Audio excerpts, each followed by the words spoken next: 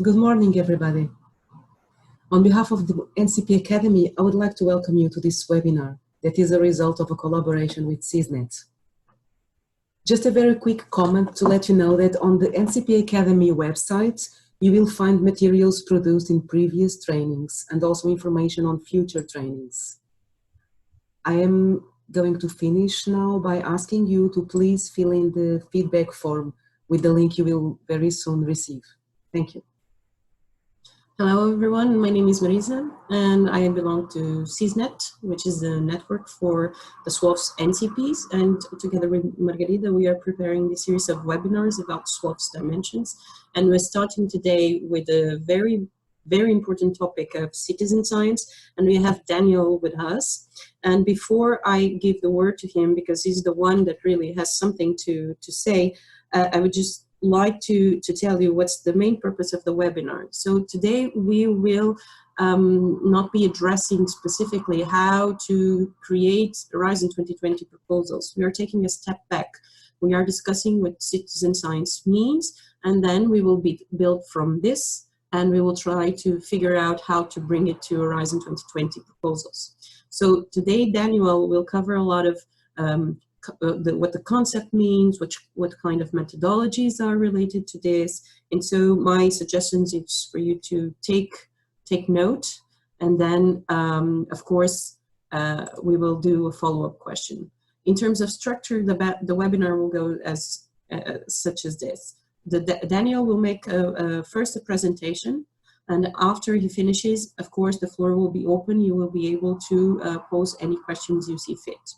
Since we're in quite a number, or at least we expect to be very soon, I would suggest, and I would kindly ask you to submit your questions through the chat, and then here from our side, we will try to, come up with, try to relate them, and then we will ask the questions to Daniel, okay? So in order to avoid that we, kind of jump into each other's. So Daniel, thank you so much for joining us, and the floor is yours. Thank you. Okay, thank you very much. Also, thank you, Marisa, for inviting me to give this presentation today on citizen science. I feel very honored, and I hope that I can give you all a nice quick overview about citizen science, and also give you some idea about what citizen science is and what it can be. During my presentation, I would suggest that I start right away by sharing my screen with you right now. So just one moment. So I hope everyone can see now the presentation. Yeah, welcome everybody. Thank you very much for your interest in this topic. I will start with giving you a short introduction in what citizen science is, what kind of terminology is used also for very similar approaches, and how we can classify different citizen science projects. I will also touch very briefly the topics of methods, and especially also data validation, since these are always the first questions I get when I talk about citizen science. After that, I want to talk about publishing results from citizen science projects, and also give you a recommendation on a very nice publication that was published only very recently, that gives you a nice overview of citizen science in Europe.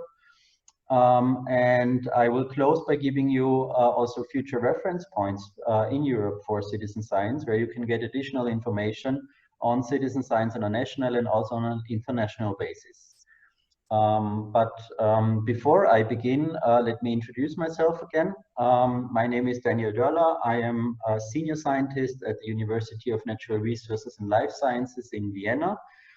I have a PhD in ecology, and I am one of the founders and coordinators of the Citizen Science Network Austria and its associated online platform Österreich forscht. As such, I have organized 5 national Austrian citizen science conferences so far since 2015. with the 6th conference underway next year in Vienna. I am chairing or co-chairing 3 working groups in Austria on different topics in citizen science, on quality criteria for citizen science projects, on open science trainings, and also on the Austrian Citizen Science Conference.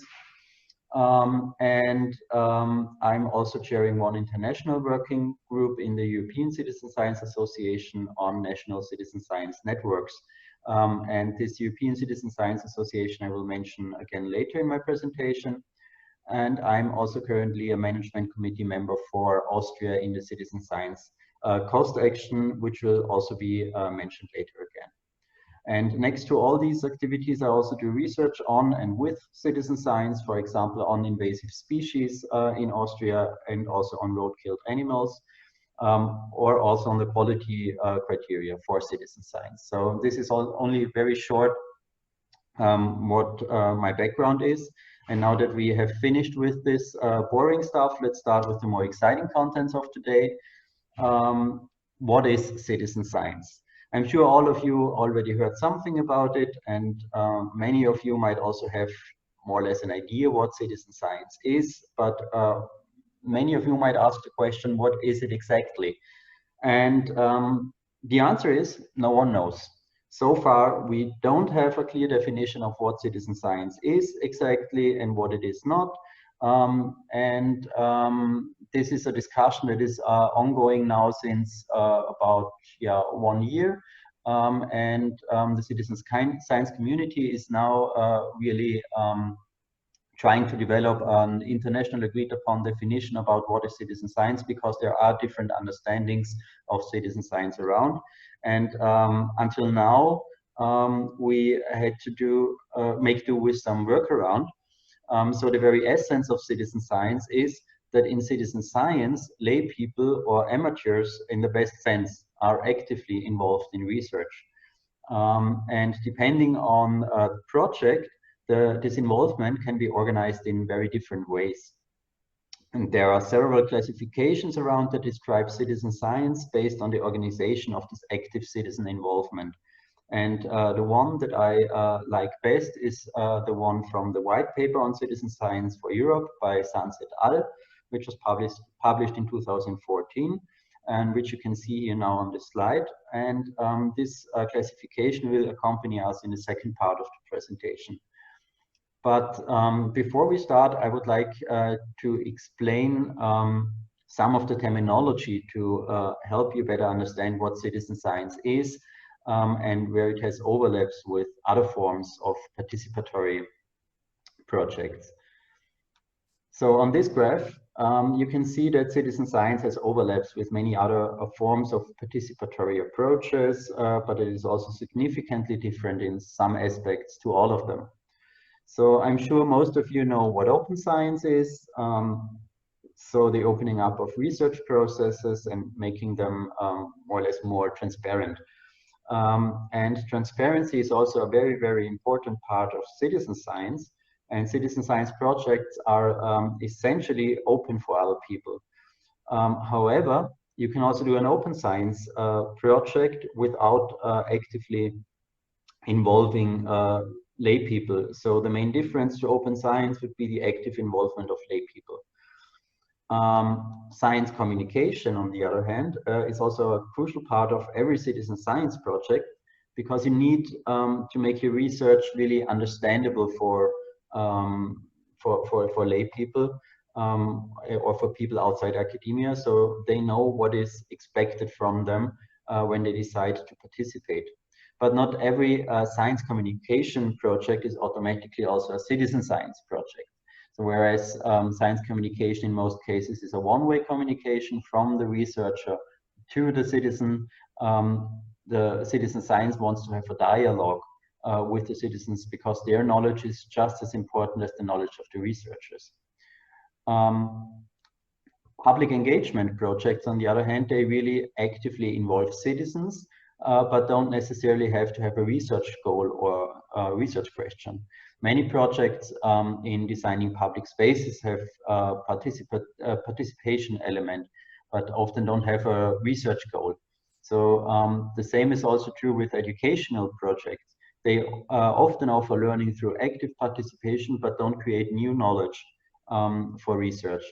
However, also learning and education are very important for any citizen science project, because sometimes the citizen scientists need to be trained before they can participate, or they just simply learn by participating in a project.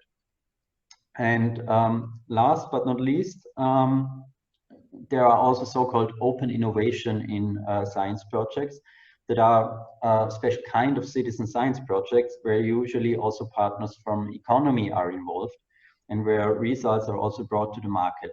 So you can see citizen science takes a little bit from all of these approaches and creates something new. But to make things even more complicated, there are also different forms of terminology used for citizen science projects themselves, depending on the focus of these projects. So we already heard of citizen science being the active participation or active involvement of lay people or citizens in research. If citizens are involved in long-term monitoring and intervention projects, those projects are often referred to as volunteer or community-based monitorings.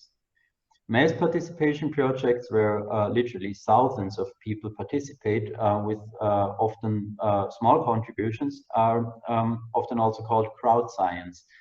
And the participation of a whole community to act upon a certain problem or a certain issue, they are called participatory action research. Participatory community-centered social science projects are called community science, and public-private innovation partnerships are often referred to as living labs. So you see, these are just some examples, and you might have guessed the meanings of these approaches are often overlapping, but we have not reached the summit of complexity yet. What we now have heard are only English terms for citizen science. However, there has also, citizen science has been around for quite some time now and in many different regions of the world. So we also have different words in national languages around the globe, some of them with the same meaning, some of them with rather different meanings. And I was very lucky to co-author a very interesting paper on the terminology of citizen science around the world. And here on this map, you can see in yellow the different countries from where authors of this paper were coming. So you can see we had authors from every continent. Yeah, we were also able to identify some terminology of citizen science from all these, from most of these countries. And I want to just introduce you to some of these terminologies. So let's start very easy. In the US, in Australia, UK, and also in Ireland, it's pretty straightforward. It's called citizen science. The meaning is more or less the one that I've just presented before. Then if we go to the German-speaking countries, Germany, Austria, and also Switzerland, citizen science is sometimes directly translated to the word Bürgerwissenschaft. The same is also true for the Netherlands and the Flemish part of Belgium, where it is called Bürgerwetenschap.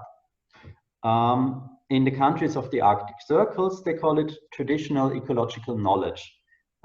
So the meaning, meaning the knowledge that native tribes have in this area.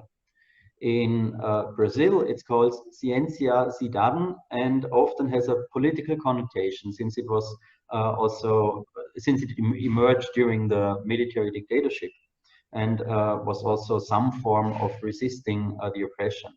And very similar, it also was in Chile, where they call it Ciencia Ciudadana.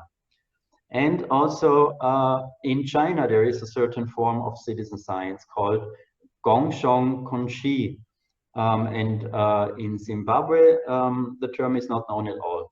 And at this point, I want to apologize to every native speaker here for probably abusing your language in a very horrible way, but I tried my best. Yeah, now that we have talked a little bit about the terminology around citizen science, let's see how the involvement of citizens in projects can be organized. And we will come back to the classification from the white paper on citizen science for Europe from before by Sanz et al. Let's start with the so-called collective intelligence projects. These projects use the wisdom of the masses, where people classify, transcribe, or annotate videos or pictures. One very, very famous example that falls into this category is the project Galaxy Zoo from the University of Oxford. The astronomers at the University of Oxford had a problem. They had millions, literally millions of pictures from faraway galaxies and needed to classify them according to their shape. You might ask yourself, why the shape? Because the shape of a galaxy can tell you how old a galaxy is, how it was formed, and yeah, can give you a lot of information. It would have taken an individual or a single astronomer literally years to go through all these classifications. So they came up with the idea to upload all their pictures to a website and ask hobby astronomers and generally people who are interested in astronomy to help them classify those pictures. What they did not expect was that in the first year, more than 150,000 participants made already 50 million classifications. So this was a really a huge success. And it was so successful that they decided to build a platform for other projects that used a similar approach. They called this platform Zooniverse. And today you can find thousands of projects on Zooniverse where people help researchers in classifying, transcribing, or annotating videos, pictures, or also documents. So this is a very, really wide known and really well-established form of participation in a citizen science project. If we go to the next category, it would be a pooling of resources. And this describes projects where citizen scientists contribute by donating resources such as the computational power of their computers, for example. SETI at Home would be a very famous project for this kind of citizen science projects. The citizen scientists at SETI at Home, they download a software that utilizes unused computational powers of laptops, smartphones, or also tablets. And every time the participants don't use their devices, the computational power can be used by the software, by the project SETI at Home. And since many thousands of people have downloaded this software, the project can interconnect all these devices, all these computers to a virtual supercomputer that can do complex calculations. So this virtual supercomputer automatically analyzes the data collected by the telescopes from SETI.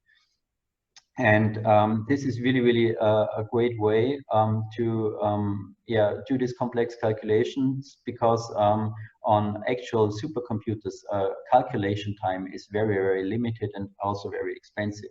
And by using this approach, more or less every project can create a virtual supercomputer. Projects involving citizen scientists during data collection are probably the most well-known. They often have an ecological background, and citizen scientists collect data on the occurrence of certain organisms, for example, or other things of interest, for example, minerals. But there are also projects from the humanities where the citizen scientists collect data on signs that were written in a specific dialect. So dialect maps can be created. The example I will give here is a project where I am currently involved in, and it's called Project Roadkill. In this project, the citizen scientists report road-killed animals they encounter on their daily routes. So far, more than 12,000 roadkills have been reported using an app for Android and also for iOS.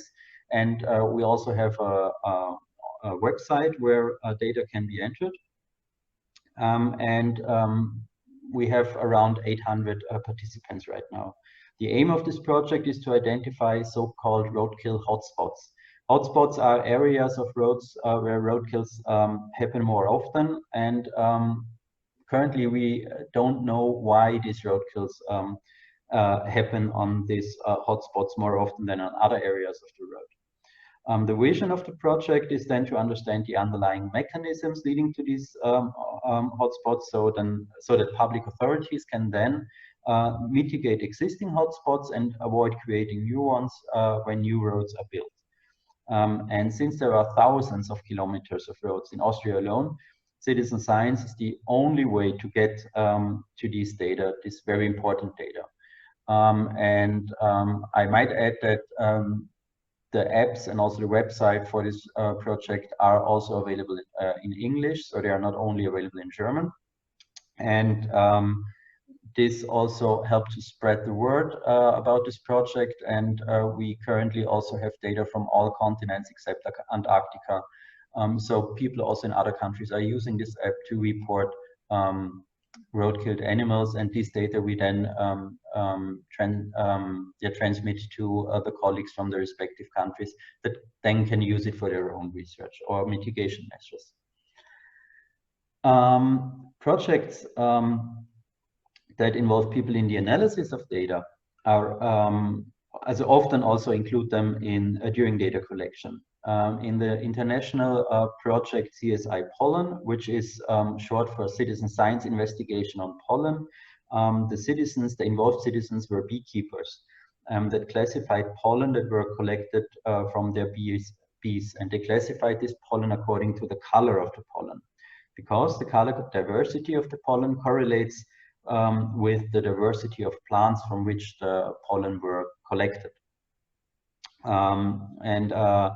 Very, very interesting result of this project that has finished, I think, 2 years ago, was that the bees that fed on pollen from a wider variety of plants, so bees that collected more colorful pollen, were healthier than bees that collected only pollen from a very few plant species, so that had only pollen from with one color.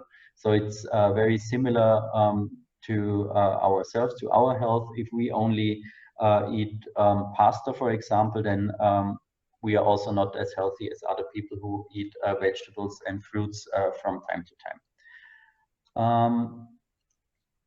Serious games wrap sometimes very complicated research questions in smartphone or computer games. And by playing these games, the researchers get new insights and results on these questions.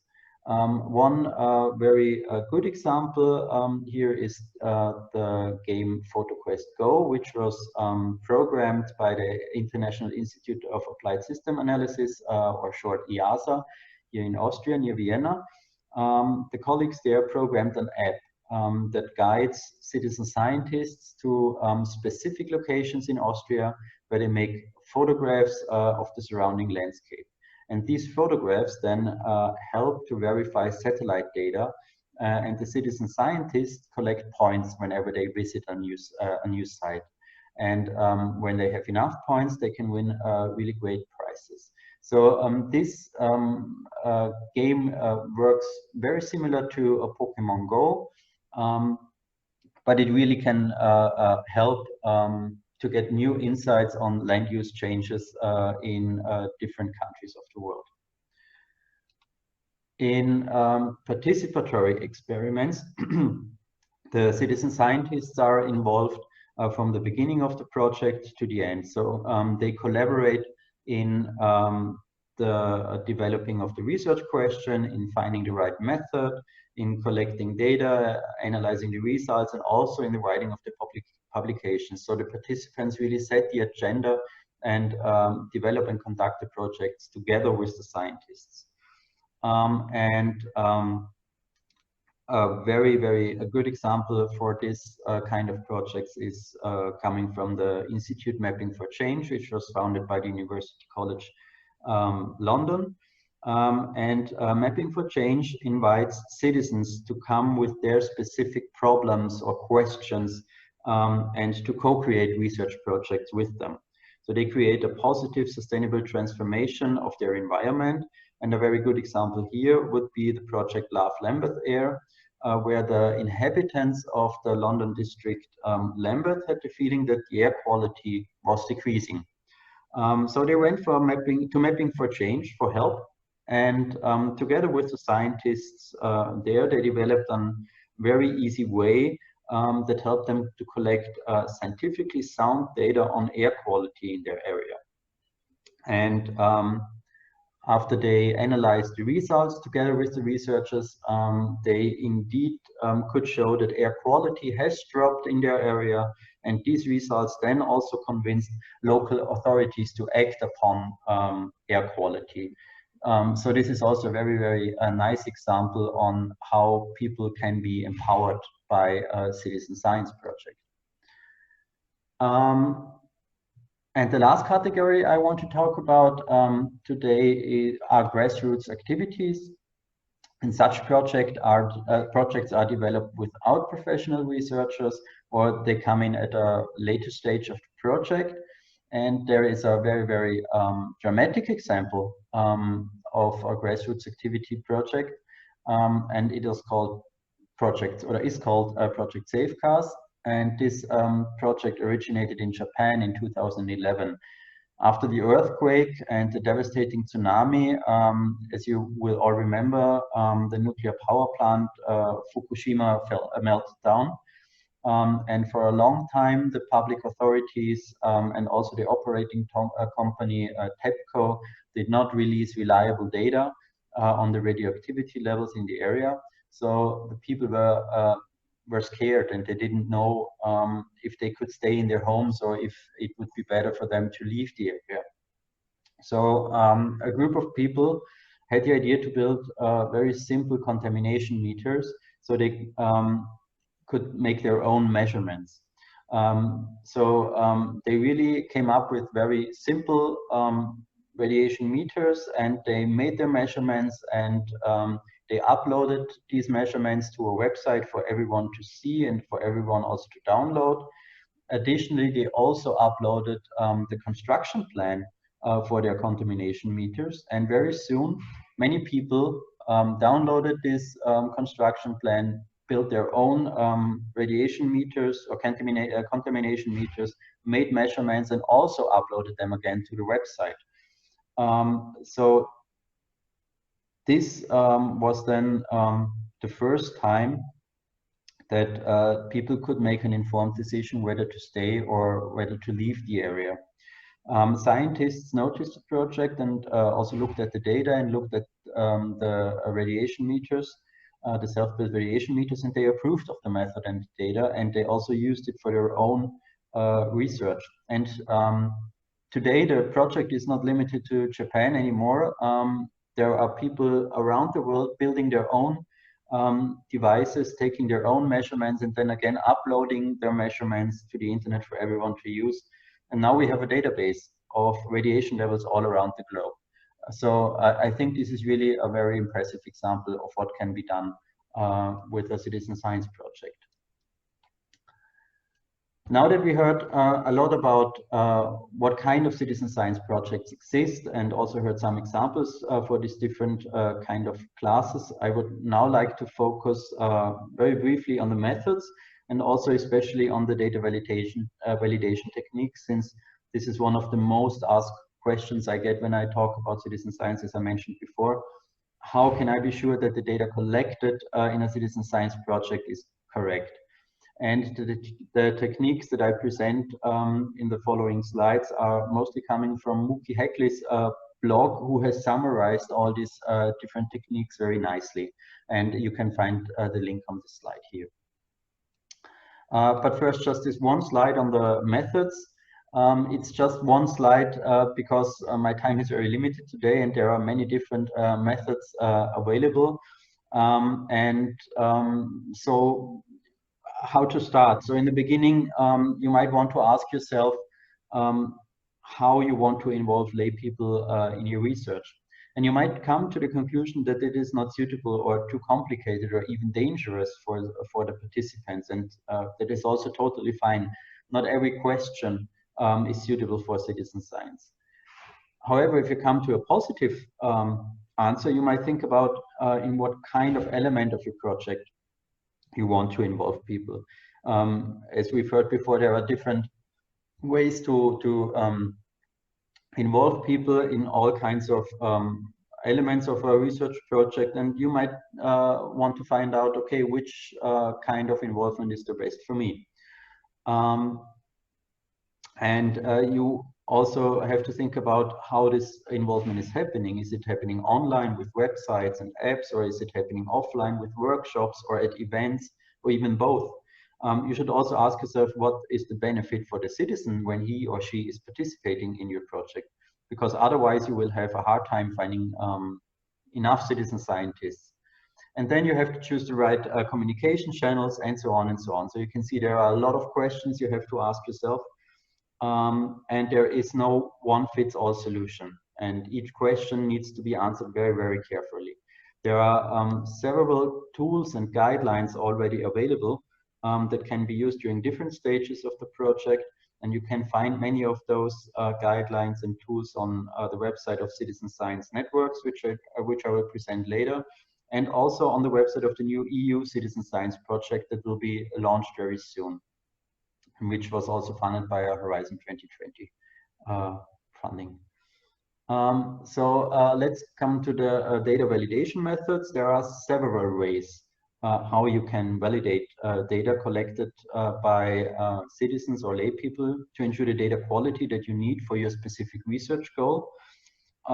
So the first one is the crowdsourced data validation that uses the wisdom of the crowd or aggregated answers to validate data. This means that each data set is being evidenced by multiple citizen scientists.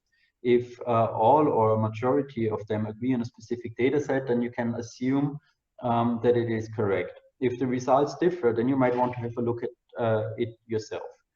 An example here would be the anti-slavery manuscripts project by the Boston Public Library, where the citizen scientists transcribe handwritten manuscripts by anti-slavery activists from the early 19th century. So each of these manuscripts is shown to a multitude of citizens, and to be sure that the transcriptions are correct. And if there are unclear words or sentences, the citizen scientists can mark them, so others can have a look at them as well, including also other scientists. The main aim of this project is really to digitize all these manuscripts to enable further research on these manuscripts. You can also use social data validation, meaning that you establish a hierarchy of citizen scientists in a project where people with more experience assist newcomers. This is also something that happens quite regularly especially in long-running citizen science projects, that people who have been around from the beginning, from the start, get really experts on this topic. And you can use this by giving them more responsibility, which most of the people really, really like, and yeah, asking them if they could support newcomers. And this is also something that they usually really, really like to do. Also, if you have a project that is dealing with, for example, a multitude of organisms, like in this example you see here, you have plant experts, you have beetle experts, and you have experts for fungi. By bringing them all together, you create synergies. And I have also another example here, the eBird project, which uses regional coordinators that validate data coming from citizen scientists from a specific region. And yeah, this is also a very, very nice example on how this can work. You can also have geographical data validation. So usually you expect a certain distribution of your data, for example, for a given animal species. In this case here, it's a snake that lives in Austria, and that was reported in Project Roadkill from inside St. Stephen's Cathedral. While there is a very small possibility that snakes are living in a church or that are encountered in a church, the probability of a snake being hit by a car or by a bike inside the church goes down to 0. So you use geographical data validation So you use geographical rules to validate your data, and you use known distributions to validate the data. In this case, the reason why this snake was reported from inside St. Stephen's Cathedral was that this is the default point in the app for every data that is entered. So in this case, the GPS was not working from the smartphone that was used by this citizen scientist, and the app just put the report on the default point. And if you experience something like this, you can contact the citizen scientist again and asking if this is really true, or if he just made a mistake, or if something was not working properly, and then enhance data quality again. Another very obvious example would be that flowers, for example, don't grow in the sea. So if you are looking for a distribution of flowers in your project and some is reported in the sea, then there is something wrong with this report. The very nice thing about this geographical data validation is that it can be optimized. So you can enter your distribution of a given animal or a plant or a fungi species in software, and the software then scans through all the reports and automatically flags out of the ordinary reports, so you can have again a look at it. Then there is also the domain knowledge data validation, which also uses geographical rules, but also adds a temporal or other characteristics as well. For example, migratory animals will only be present in a certain area at a specific time of the year. So every time there is animal reported outside its area in winter, then you can ask the citizen scientist again if this is really true, or if there was something wrong with the software, for example. Instrumental data validation is probably something that is very widely used, and this uses the sensors of certain devices to validate the data. So the smartphone is a perfect example of such a device that has a multitude of sensors that you can use in your project. The most obvious one is the camera. So if you use an app for data collection, you can ask your citizen scientist to send a picture of the reported organisms or just of the things of interest, and you can be sure then when looking at the picture that the organism was identified correctly. The already mentioned PhotoQuest Go also uses GPS to guide the citizen scientists to the correct location. So they can be sure that the citizen scientists are really taking photos of the land cover at the exact spot they needed. Then we also have the process-oriented data validation that describes the training of citizen scientists before they participate in the project, and also the easy to understand and easy to conduct data collection protocol you can design. Such a data collection protocol helps avoiding mistakes by citizen scientists when they enter data. One good example for this would be to use drop-down menus instead of free text fields, because there can be typos, there can be multiple names for the same animal, for example. This is a general recommendation: use drop-down menus instead of free text fields. And there are also many ways in how to train and support your citizen scientists. So you can make training obligatory or optional or mandatory, depending on the goals and the complexity of your project. You can do this in person or online, also depending on the geographical scope of your project. So a countrywide project may favor an online training.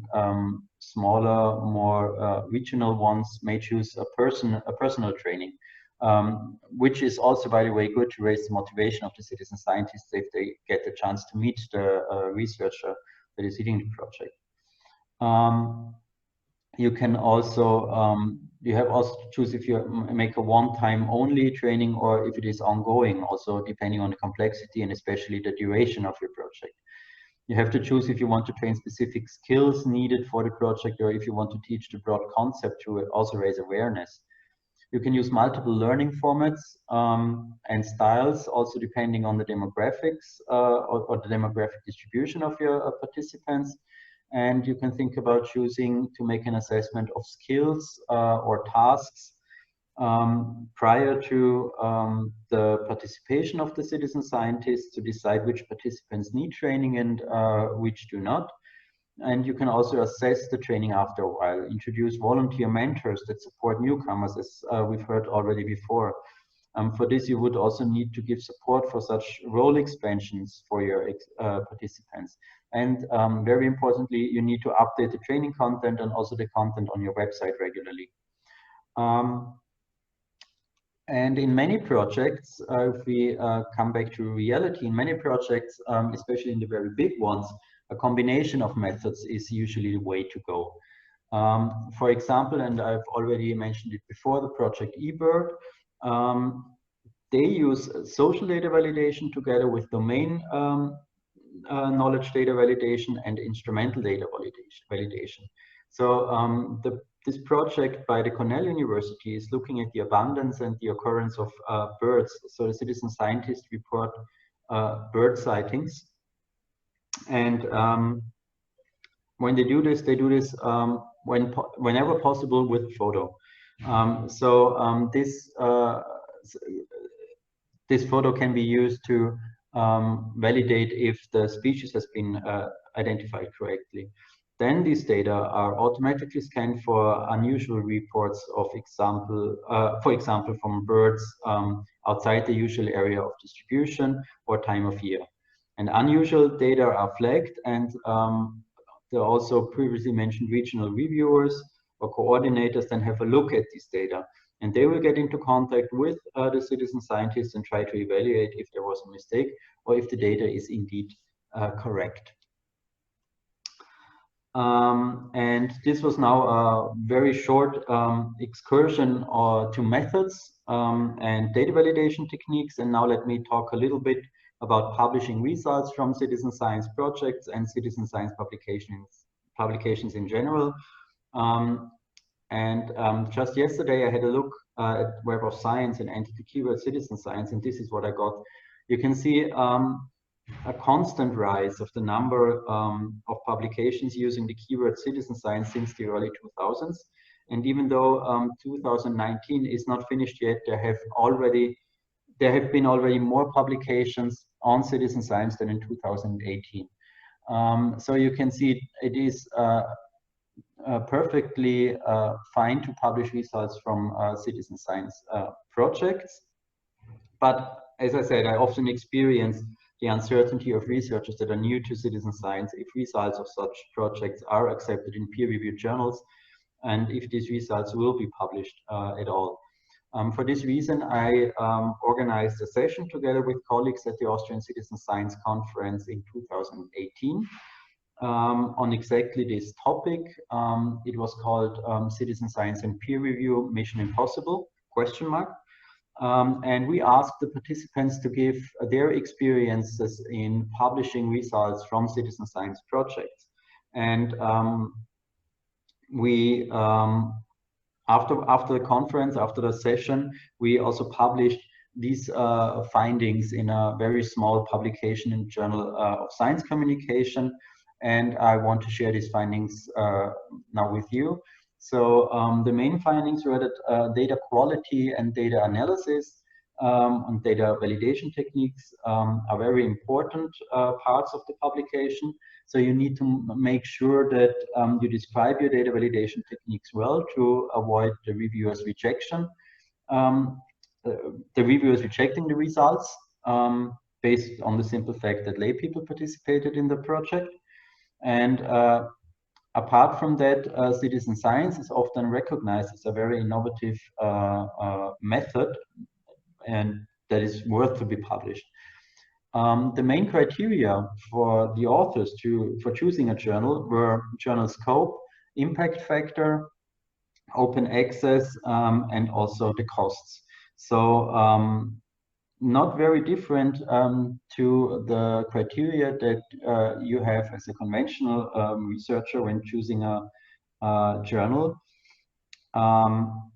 Open access, however, was very, very important for the authors, because they wanted to give the citizen scientists the possibility to read the publication after the end of the project.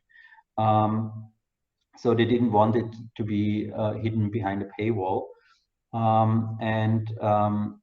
Also the contributions of the citizen scientists were often mentioned in the acknowledgements. Some were even listing the participants as co-authors if possible, and also if reasonable. Most authors experienced the interdisciplinarity of most of the citizen science projects as a challenge in publishing results, because sometimes journal editors said that the results are out of scope of the journal, or that the author should separate the results and publish them in different journals.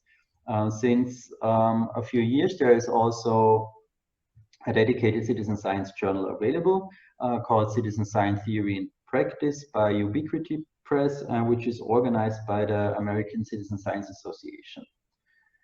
And for all those of you who want to have an overview on what is currently going on in citizen science in Europe, I would recommend this book, Citizen Science, Innovation, Open Science, Society and Policy, which was published last year at University College Press. And it is an open access book, meaning that you can get the PDF for free. And it was developed after the first European Citizen Science Conference in Berlin in 2016. And in total, 121 authors from around the world published their findings in this really, really interesting and great book. This also brings me directly to the last part of my presentation, citizen science in Europe. On this map, you can see in dark green countries that have national citizen science networks, often associated with citizen science platforms, and in light green countries where such networks are being developed at the moment. These networks act as first contact points for any questions on citizen science, and are probably useful for some of you in getting an overview on citizen science in your countries. I would like to mention that that this is probably not a complete list, and that there are also other regional citizen science hubs that are not listed here. I will now just start by naming the countries with the networks in an alphabetical order. So in Austria, you have the Citizen Science Network Austria with the platform Österreich forscht. In the Netherlands and the Flemish part of Belgium, it's Iedereen Wetenschapper. In Denmark, and sorry for the UK to blocking you out now, and in Denmark we have the Citizen Science Portalen. In Germany, it's Bürgerschaften Wissen. In Spain, it's Ibercivis. In Sweden, the Arenas for Cooperation through Citizen Science. And in Switzerland, we have Schweiz forscht. All of these logos are then linked to the respective platforms. So I will share my presentation with all of you after this webinar. So you can just click on the links, on the logos, and then we'll be guided directly to the websites of these networks. In 4 countries, such citizen science networks are in development right now, and I have listed here the main contact persons for these countries. In the Czech Republic, it's Jakub Trojan from the Thomas Barth University in Zlín. For Italy, it's Gaia Agnello and Andrea Sforzi, located at the Museo di Storia Naturale della Maremma.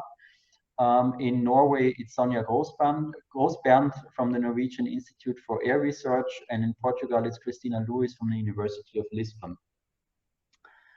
So these are the main reference points you might want to contact if you want to know what's happening in citizen science in your countries.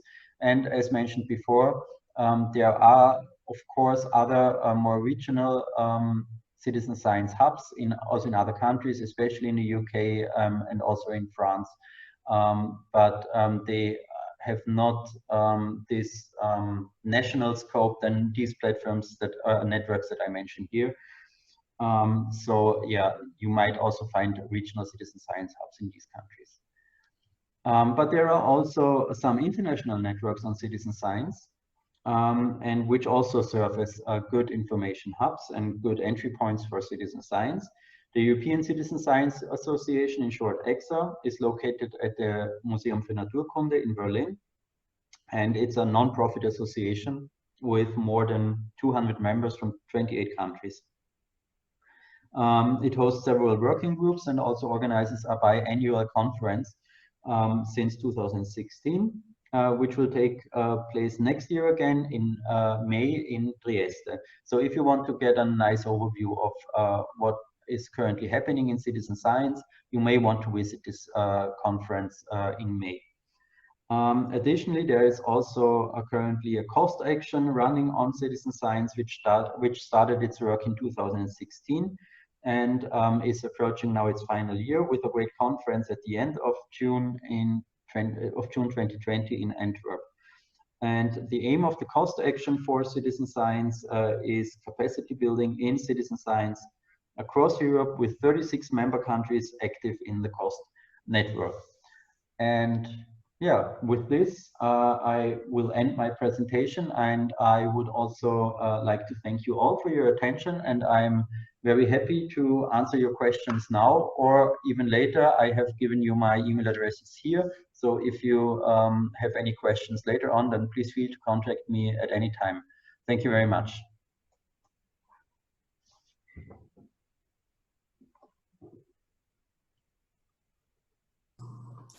Daniel, thank you so much for your presentation. It was really, really enlightful in terms of what's out there, at least for me. It was very, very interesting. Now, I want to ask those who are still following us to, in case you have questions for now, to write them in the chat window. I'm not sure if all of you are seeing it, but you have the opportunity of sending your questions through the chat, and until the first questions come in, and I'll be waiting for them, I'll just would like to, you know, kind of pick some ideas that Daniel mentioned to us and translate them to our daily lives. Some of us are national contact points, others are preparing proposals for Horizon 2020, and I will start with some point that Daniel mentioned, that we need to ask ourselves in the beginning when we have an idea for a research project if citizen science is suitable or not. So, and I think this is a very important idea for us to pass the message, is that citizen science cannot be perceived as a last minute add-on to any kind of project or proposal that we're mentioning. And based on this, I think that Daniel covered a lot of topics that are very relevant when we think about, well, any research project, but also for a proposal. So the whys, of course, are very important, and this influences directly how we're going to structure in a proposal, for instance, the excellence part. We need to describe in detail why we're bringing citizen science dimension in and how we're going to do it, which kind of data will be related with citizen science. This is very much important. It defines the approach in the proposal. And of course, the details that Daniel then mentioned about how to validate data, how to move along that line, they're crucial for when we think about implementing the project. So all of these details that Daniel shared with us are crucial for us to start making the right questions when we think about a research project and how to build the proposal. And they are very relevant, but because I think that Daniel really helped us to move from a broad and very vague idea of what citizen science is to a more complex vision, which might seem to be, you know, trickier than before, because now we need to be extra careful about what we say and what we think, but we are much more aware of what it means, what it entails, and how we're going to which dimensions we need to address when we think about a proposal. So thank you very much for that, Daniel.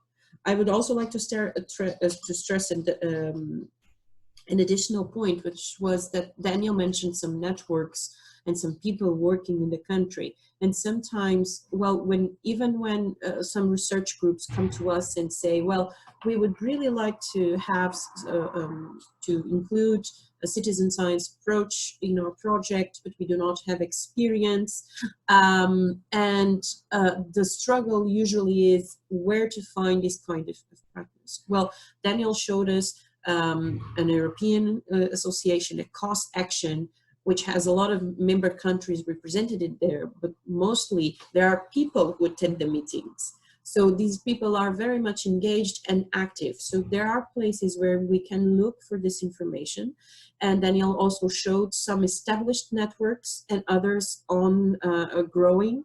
And these are also places and people that we can reach out, or we can suggest to someone who's looking for a more experienced group, researcher, practitioner about citizen science. So I think we can take a lot of information from what Daniel shared with us today, which was very useful. I took a lot of notes personally. So we have a question from a colleague, and she's asking that there's no organization from Romania in the citizen science networks, and the question is, how can anybody be a part of the existing networks? If you can share some information about that with us. For example, if you want to be a part of the European Citizen Science Association, you just have to contact the headquarters of EXA, and they have different membership options for individuals as well as for institutions to be members. This is the most easiest way to go, I think, probably. Also, if you want to have a look what EXA is doing and what EXA wants to do in the future, I would really advise you to visit the European Citizen Science Conference in Trieste in May in 2020, because during this conference there will also be the General Assembly of EXA, and there also non-members can be present. They don't have a voting right, of course, but they can be present. They can see how the work is organized in EXA, you might also want to have a look at the Citizen Science Cost website, because there are management committee members from Romania. Unfortunately, I don't know them personally, since there are a lot of members in the cost action. These people who are in this management committee for Romania, they should have a very good overview of what is happening in citizen science in Romania, and also in all of these other countries that were not being presented on my map. It's usually something that we experience a lot in citizen science. Also, that's also the reason why Eastern Europe is the Eastern European countries are the inclusiveness target countries in the cost action, because what we've seen so far is that citizen science is mainly a phenomenon of Western European countries, and then in Eastern Europe not much is happening, or at least not much is happening that we are aware of. Just 2 days ago, we had a workshop from the COST meeting on the Science Society Policy Interface. And there was a colleague from Poland, and he said there is a citizen science network in Poland. However, they are not spreading the information on the network in English, so only in Polish. So it was very hard for us to identify it. And yeah, I think there are a lot of ways how you can get into contact with all of these networks and with other people who are really aware of what is going on in citizen science in your countries. Daniel, we have another question from a colleague. I think people were intrigued about with the map that you presented. There's a question, how do you explain the absence of national citizen science networks in France and in the UK? Yeah, that's a tough question. I know citizen science is an approach that has been in use in the UK for a very long time, maybe longer than in many other European countries, or at least in the UK it has been embraced more readily by the scientific community than in other European countries. However, as I experience, and this is just my personal observation, and I'm not sure if this is true. What I experienced is that in the UK, especially, citizen science is widespread with different kinds, in different kinds of institutions. You have museums, you have also public authorities that use citizen science. Um, and you also have NGOs using citizen science, and I think there never was the need to have a more centralized approach, such a national citizen science network, than in other countries where there was citizen science happening, but it was more or less under the radar. So the main reason for establishing such a national citizen science network is mainly also to raise the awareness that this approach exists, that there are projects that are looking for participants, that are looking for citizen scientists. And since it was always very accepted in the UK, there was just no need for such a national citizen science network.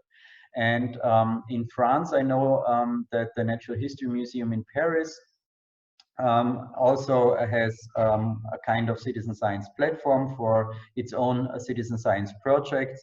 And there are other universities that also have a more regional focus.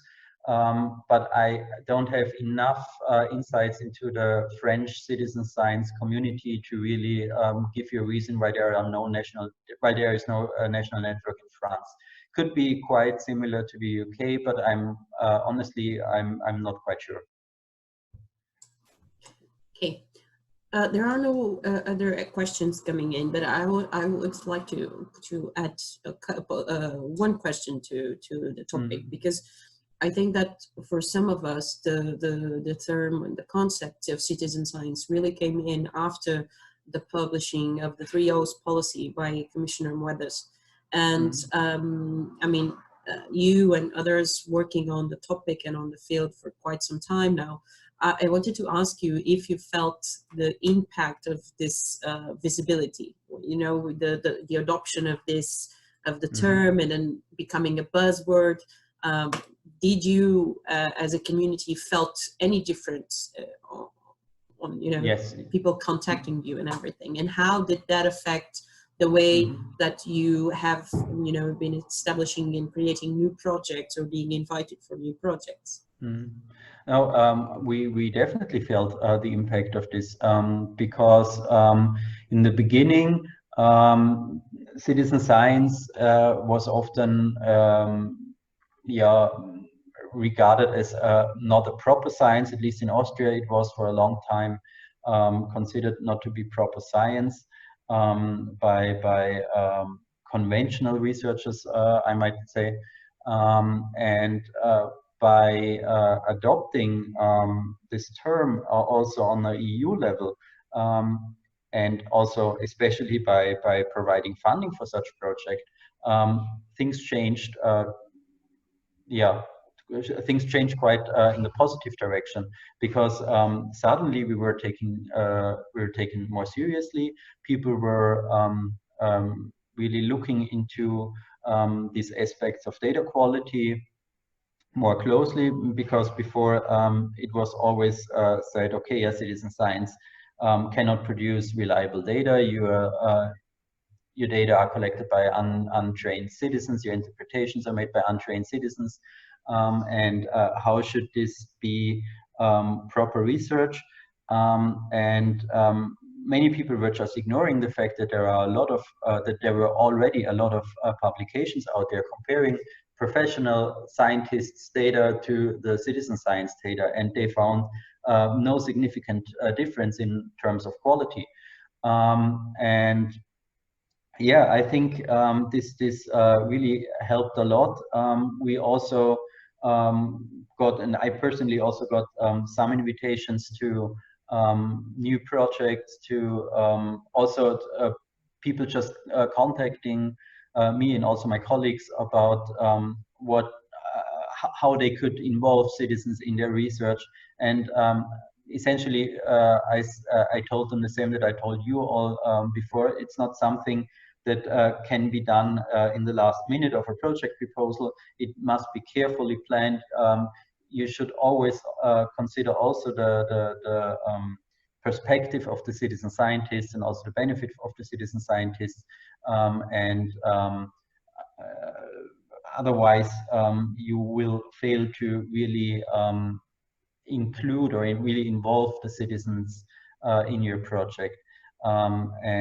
This is also something that is constantly underestimated by newcomers to citizen science, how much work it really is to really communicate with your participants, to really work together with them, to collaborate with them, to involve them. This is a lot of, there is a lot of convincing to do. There is a lot of communications to do.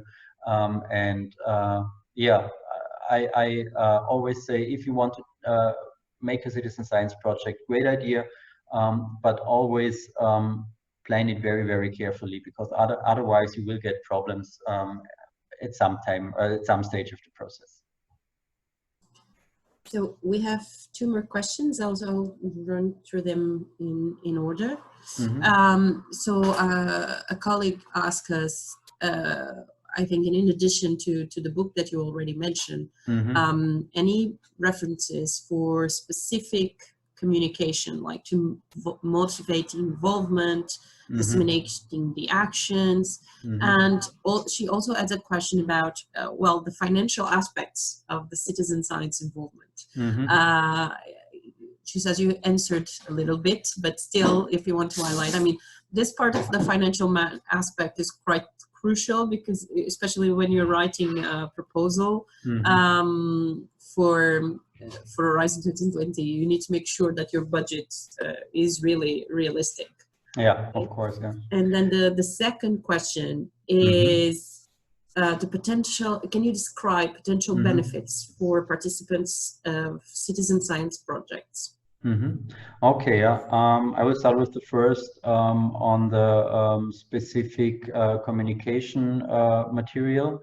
I mean, in the book that I presented, coming from the EXA conference in 2016, there are several chapters also dealing with the communication parts,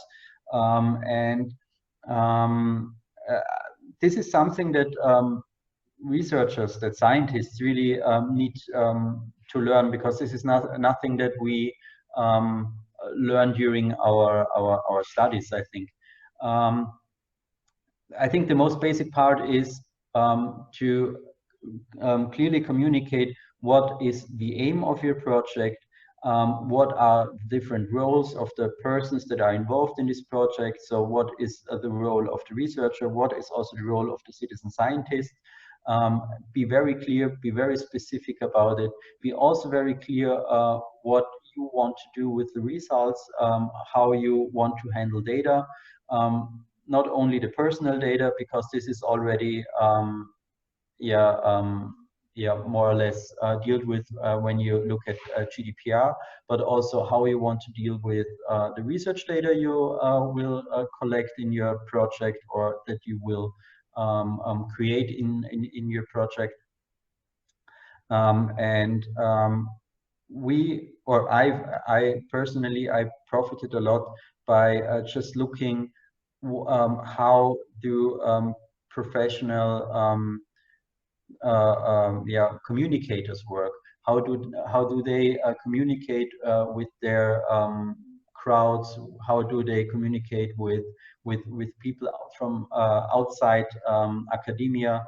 It was just more or less a learning by doing. But if you have a look at the book and the chapters that are dealing with communication, then I think you already have a great starting point. On the financial management aspects, yes, there are, how shall I put it?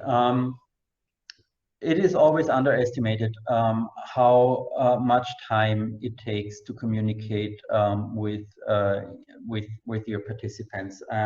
But in the end, it's one of the most crucial parts of your citizen science project, because if you don't communicate well with your citizen scientists, all the data you will get or the motivation you will experience within your participants will be quite low.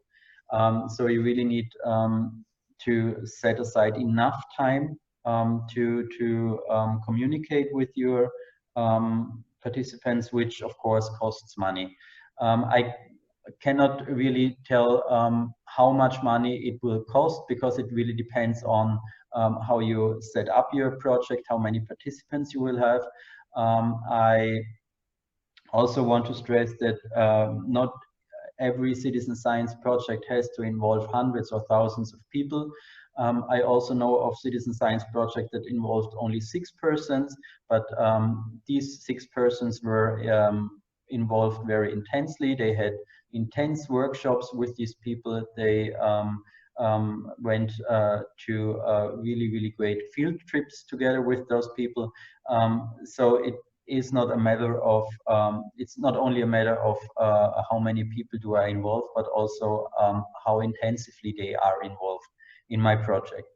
And this also, of course, depends on the research question, and also on sometimes a little bit on the background of the project.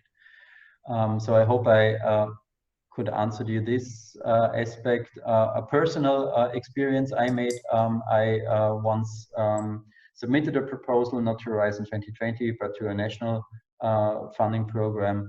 And there, one of the reviewers said, yeah, I don't understand why you need to hire a PhD student for your project when all the work is done by the citizen scientist. So this was clearly someone who didn't understand how much time and how much effort it is to really run a citizen science project. And the third question, I think, was on the motivation of citizen scientists and what kind of benefits they can get out of a project. It also really depends. For the example of Galaxy Zoo that I presented during my presentation, also for the project of the anti-slavery manuscripts, the people were just motivated because they could have a look at documents or had a look at photographs they would never have been able to access without this project. So many of those people, many of those citizen scientists really do have a hobby in this specific area. For the birders, for example, many of the birders are untrained citizens that really like to observe birds and to photograph birds, and they are happy if their hobby can also contribute to a citizen science project.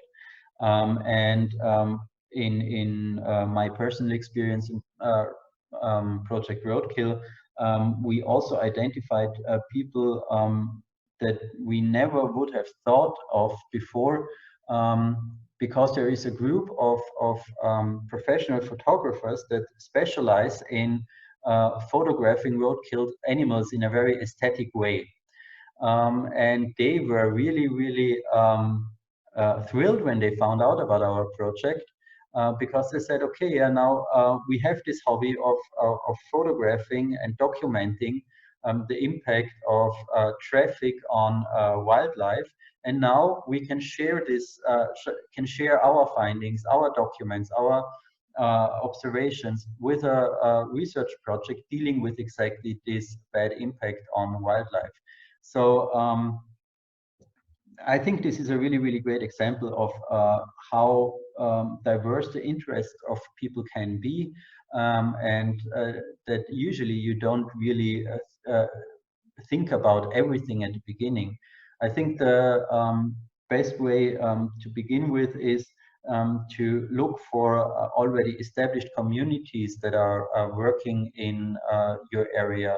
There are, most of the times there are already some kind of associations dealing with the topic, and if you partner up with them, you really have covered a lot of the motivation part, and also have potentially many participants for your project. Thank you, Daniel. Well, we don't have any more questions. I don't know if someone wants to put forward one last minute question or not. I do have one last question for you, because you mentioned that, of course, with the 3O's policy, you know, you've really felt a difference. And from what we know for the next framework program, citizen science is there. And so I would, and you know, the tone of the program will continue to be on impact, on fostering the relation with between science and society, like, you know, cross-cutting issue across all the different programs, and we have the missions also. So I would like to ask you, as a, you know, as a someone working very actively in terms of citizen science and thinking about citizen science, what are your expectations for the next framework program? What would you like to see? Yeah, what would I like to see? I would like to see that citizen science is embraced even more by the scientific community. I think especially also with the missions that you mentioned, citizen science can be a really, really great way to tackle the great societal challenges, because I think to really solve these big problems that we have right now, we need to work together with society, with the citizens. It will not work if we as scientists or if the politicians say, and you should stop using your car, you should stop flying around Europe for all the time. It really needs to be something that is co-created with citizens, with the people outside of academia and outside of political context, to really get everything going, get everything started. Because otherwise, I fear we will fail in finding solutions for these big problems. And I think with citizen science, or with this participation of the society in scientific projects being a cross-topic issue, I think this can really work if we take it seriously, and if we also take the perspectives of citizens seriously in our projects. Thank you, Daniel. Well, from my side, that's everything. We don't have additional questions. So I would just like to share with you and show you for those of you who still don't know, CISNET's website, and also the NCP Academy website, where you can find some more information. It is quite simple to find. I hope you are able to see it now. And you can see we have some success stories that from projects that were funded, including the SPARKS project, Sparking Citizen Science in RRI across the European Union. And if you click here, you will find, you know, who are the partners in the project, the main results and everything. And this is the CISNET page. And if you go back, and I'm sorry about, you know, all the publishing, but it has to be like that, because we have really useful things for the community. And here you can also find other relevant documents and information. The NCP Academy is, of course, a project that is mainly directed towards NCPs, National Contact Points for Horizon 2020, but there are a lot of materials that can be used over there and are also relevant. And of course, if you're interested in finding out more about citizen science projects being funded by the European Commission, well, then you need to check out, of course, Cordis to find out a bit more. And well, that's it from our side. I hope you have enjoyed and learned as much as I did. And we will soon be sending you the presentation, also the feedback survey, and we hope to see each other, you know, very soon in another webinar, joint webinar between CISNET and NCP Academy. Thank you so much, Daniel, once again. Thank you very much. Bye. Bye.